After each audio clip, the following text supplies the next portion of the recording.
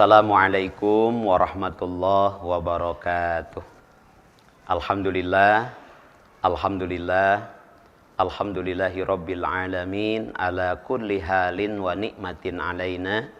Ya Hanan, ya Manan, ya Dayan, ya Sultan, ya Dzal Jalali wal Ikram. Allahumma shalli ala Sayyidina Muhammad wa ala ali Sayyidina Muhammad, amma ba'du. La ilaha illallah, la mawjuda illallah, la ma'buda illallah, la matluba illallah, la maksuda illallah. Bismillahi tawakkalna ala Allah, la haula wa la quwwata illa billah. Maha suci Allah, segala puji hanyalah milik Allah. Alhamdulillah, semoga kita senantiasa mendapatkan keberkahan dari Allah Subhanahu wa taala. Allah kembali pertemukan kita dalam acara yang kita cintai, Lentera Kolbu bersama Kompas TV Jawa Barat. Kita doakan semoga Kompas TV Jawa Barat semakin jaya di udara, semakin melekat di hati masyarakat Jawa Barat. Sholawat beserta salam semoga tetap tercurah limpah kepada Nabi kita, Nabi besar Muhammad Sallallahu Alaihi Wasallam, kepada para keluarganya, para sahabat, para tabi'in, kita semua, dan seluruh umat yang turut serta kepadanya sampai akhir zaman. Pemirsa Kompas TV Jawa Barat dimanapun berada, dalam kehidupan kita ada satu pintu agar kita bisa berdialog dengan Allah Subhanahu wa taala. Rasulullah bersabda, "Inna ahadakum idza shola yunazi rabbahu." Sesungguhnya di antara kalian, apabila kalian sedang sholat, hakikatnya kalian sedang berdialog dengan Allah Subhanahu wa ta'ala. Sholat adalah pintu kita berdialog dengan Allah. Bahkan buat Rasulullah, sholat adalah sebuah hiburan bagi jiwanya. Beliau pernah meminta kepada Bilal, "Ya Bilal, arrihna bis sholat." Wahai Bilal, hibur saya dengan sholat. Sholat adalah cara kita memohon kepada Allah, cara kita meminta ampun kepada Allah. Suatu hari Rasulullah sedang duduk bersama para sahabat. Rasulullah menatap ke depan, kemudian bertanya kepada para sahabat, "Wahai sahabat-sahabatku, andai di depan rumah kalian ada sebuah sungai yang airnya jernih, airnya mengalir dengan bersih, kemudian kalian mandi sehari semalam 5 kali, apakah tubuh kalian akan bersih?" Para sahabat menjawab, "Tentu ya Rasulullah." Rasul tersenyum, "Wahai para sahabatku, itulah sholat, membersihkan dosa-dosa kita sehari semalam 5 kali. Insya Allah dengan sholat, as-sholawatul khamsu, dari zuhur ke asar, dari asar ke maghrib, dari maghrib ke isya, dari isya ke subuh, dari subuh ke zuhur, yukafiratu lima bainahuma idaztunibatil kabair." Allah tutup dosa-dosa di antara keduanya apabila kita meninggalkan dosa besar. Inilah sholat.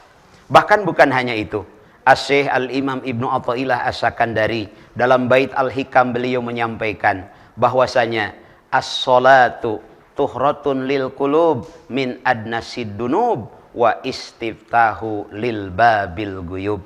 Salat akan menggugurkan rodailul qulub, kotoran-kotoran hati kita. Terkadang kita tidak syukur kepada Allah karena ada kotoran hati kita.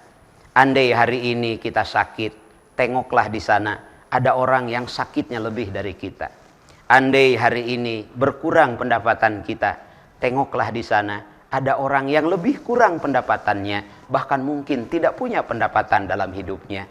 Kenapa kita tidak bersyukur kepada Allah? Karena dalam hati kita ada kotoran, sehingga kita lebih pandai melihat apa yang Allah beri kepada orang lain, bukan melihat apa yang Allah beri kepada kita. Dengan sholat, hati kita akan bersih dan kita akan mampu melihat betapa banyaknya nikmat yang Allah berikan kepada kita. As-sholatu tuhratun lil qulub. Dengan sholat, hati kita akan bersih, dibersihkan oleh Allah Subhanahu wa ta'ala. Kalau hati sudah bersih, antara kita dengan Allah tidak ada jarak, antara kita dengan rahmat Allah tidak ada jarak. Maka wa istiftahu lil babil guyub, Allah akan bukakan pintu-pintu gaib. Pintu gaib yang terdekat bagi kita adalah hari esok. Hari esok masih gaib dalam kehidupan kita. Dengan sholat, Allah jamin keberkahan. Allah jamin keutamaan, Allah jamin keberhasilan di hari esok, maka dirikanlah sholat. Insya Allah Allah akan berkahi kehidupan kita. Istimewa sekali. Perintah haji Allah perintahkan melalui Jibril alaihissalam. Saum Allah perintahkan melalui malaikat Jibril alaihissalam. Zakat pun demikian, nikah pun demikian. Tapi istimewanya sholat Allah perintahkan langsung kepada Nabi kita, Nabi besar Muhammad sallallahu alaihi wasallam. Dalam kitab Qissatul Mi'raj, atau lebih terkenal di pesantren dengan kitab Bainama, karangan Syekh Najmuddin Al-Ghaiti yang diperlebar bahasannya oleh Syekh Muhammad bin Muhammad Ad-Dardiri, di situ disampaikan Rasulullah pada satu malam sedang berbaring di sebelah hijri Ismail, ditemani oleh dua sahabat setia. Yang pertama Said Hamzah, yang kedua Said Ja'far bin Abi Thalib. Saat itu turunlah dua malaikat, Jibril dan malaikat Mikail. Rasulullah dibawa oleh kedua malaikat ke sebelah air Jam-Jam, ke sebelah sumur Jam-Jam. Dibelah dada Rasulullah, dibersihkan rodailul qulub, kotoran-kotoran di hati Rasulullah, diisi dengan iman, diisi dengan hilim, diisi dengan keyakinan. Dirapat kembali dada Rasulullah. Kemudian Rasulullah dibangunkan, dan di depan beliau sudah ada sebuah kendaraan yang bernama buruk. Buruk dari barkun, artinya cahaya, kilat kecepatan perjalanannya. Kemudian Rasulullah menunggangi buruk, berjalan dari Masjidil Haram menuju Masjidil Aqsa. Allah abadikan dalam Al-Quran, Subhanalladzi asra bi'abdihi laila. Maha suci Allah yang telah memperjalankan hambanya. Rasulullah bukan berjalan sendiri, Rasulullah diperjalankan oleh Allah subhanahu wa ta'ala. Mekah Al-Mukarramah menuju ke Masjidil Aqsa. Perjalanan normal saat itu perlu waktu berbulan-bulan. Tapi karena diperjalankan Allah, laila, hanya dalam seperti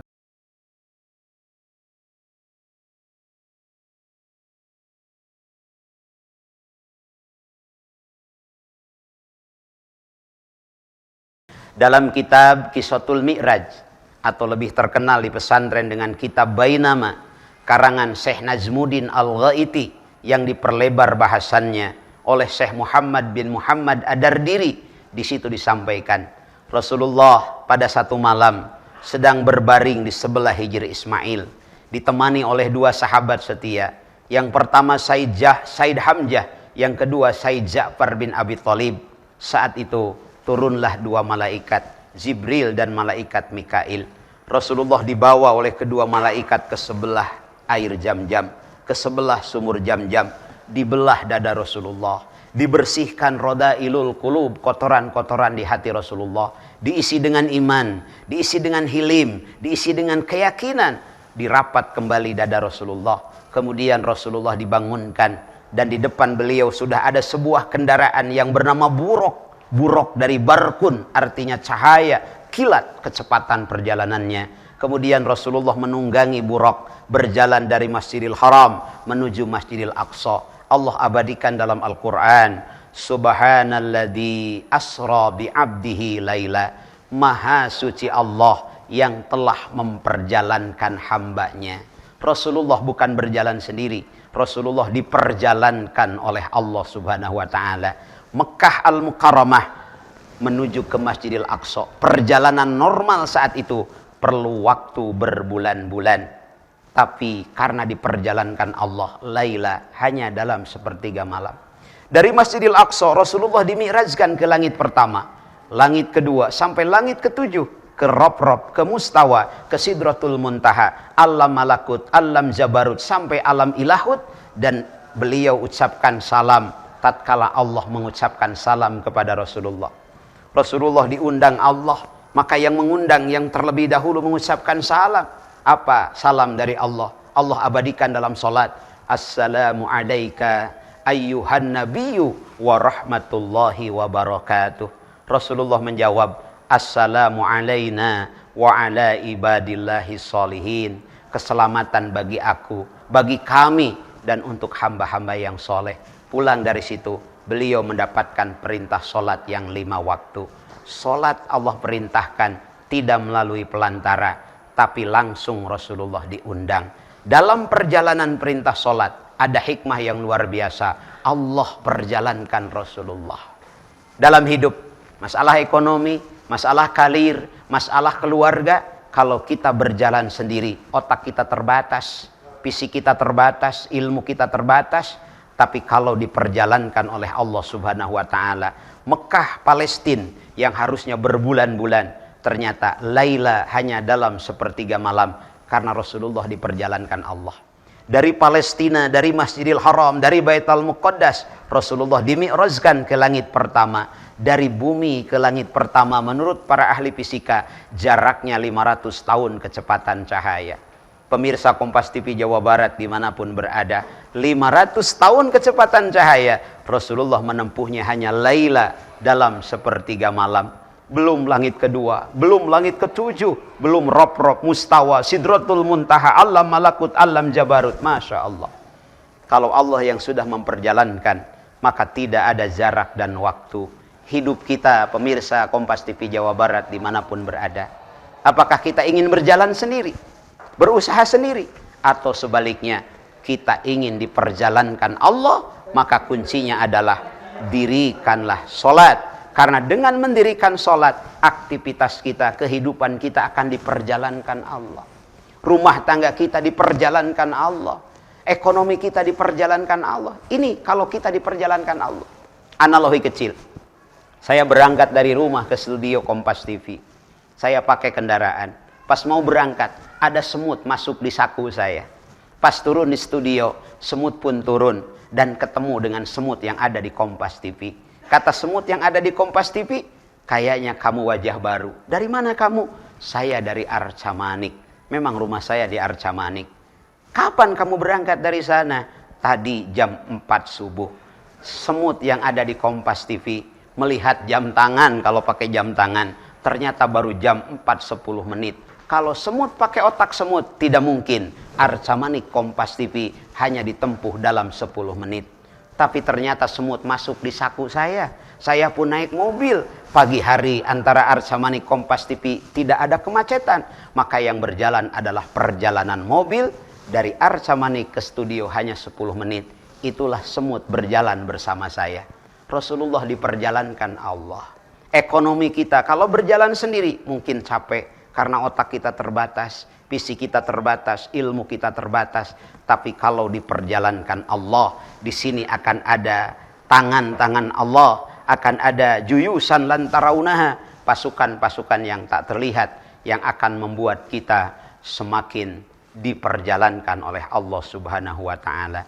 Pemirsa Kompas TV Jawa Barat dimanapun berada, oleh sebab itu mari perbaiki sholat kita. Pak Kiai, saya sudah sholat, tapi ekonomi saya masih susah. Pak Kiai, saya sudah sholat, tapi keluarga saya seperti ini. Pertanyaannya, apakah kita baru melaksanakan sholat, atau kita sudah mendirikan sholat? Apa perbedaannya? Kalau melaksanakan sholat, hanya bebas kewajiban. Sebelum sholat berbohong, setelah sholat berbohong lagi, melaksanakan sholat. Sebelum sholat hati bersandar kepada dunia. Setelah sholat masih bersandar kepada dunia. Melaksanakan sholat. Kalau mendirikan sholat harus berubah. Sebelum sholat suka berbohong. Setelah sholat tinggalkan berbohongnya. Sebelum sholat kita ini malas. Setelah sholat tinggalkan malasnya. Sebelum sholat kita koret, medit, meregehese, cap jahe, keket bengkede dan sebagainya. Selesai sholat tinggalkan penyakit kikir tadi. Sholat yang akan mengangkat derajat kita, yang akan membuat percepatan dalam hidup kita adalah sholat yang mendirikan sholat. Pemirsa Kompas TV Jawa Barat dimanapun berada, oleh sebab itu mari perbaiki sholat kita. Pak Kiai, saya sudah sholat tapi ekonomi saya masih susah. Pak Kiai, saya sudah sholat tapi keluarga saya seperti ini. Pertanyaannya, apakah kita baru melaksanakan sholat atau kita sudah mendirikan sholat? Apa perbedaannya? Kalau melaksanakan sholat hanya bebas kewajiban. Sebelum sholat berbohong, setelah sholat berbohong lagi, melaksanakan sholat. Sebelum sholat hati bersandar kepada dunia, setelah sholat masih bersandar kepada dunia, melaksanakan sholat. Kalau mendirikan sholat harus berubah. sebelum sholat suka berbohong. Setelah sholat tinggalkan berbohongnya. Sebelum sholat kita ini malas, setelah sholat tinggalkan malasnya. Sebelum sholat kita koret, medit, merege hese, cap jahe, keket bengkede, dan sebagainya. Selesai sholat tinggalkan penyakit kikir tadi. Sholat yang akan mengangkat derajat kita, yang akan membuat percepatan dalam hidup kita adalah sholat yang mendirikan sholat. Apa saja sih cirinya orang yang mendirikan sholat?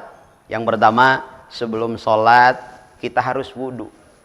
Tidak sah sholat seseorang kalau tidak dalam keadaan suci. Suci pakaiannya, suci tempatnya, suci apa yang dipakainya. Maka suci lahir kita harus cinta kebersihan. Suci batin kita harus membersihkan hati kita dari kotoran-kotoran batin. Orang yang mendirikan sholat tandanya dia senantiasa mencintai kebersihan. Lingkungannya bersih, tempat tinggalnya bersih, toiletnya bersih, neangan WC teh lain ku panon tapi ku irung eta mah kotor. Kenapa? Karena bau dan lain sebagainya. Maka cintai kebersihan. Bersih hati, jangan buruk sangka kepada orang lain. Jangan hasud. Lain ieu mah tetangga kebeli motor, orang tak bisa molor. Hati kita yang hasud. Orang maju, kita yang menjadi sakit. Nggak boleh begitu.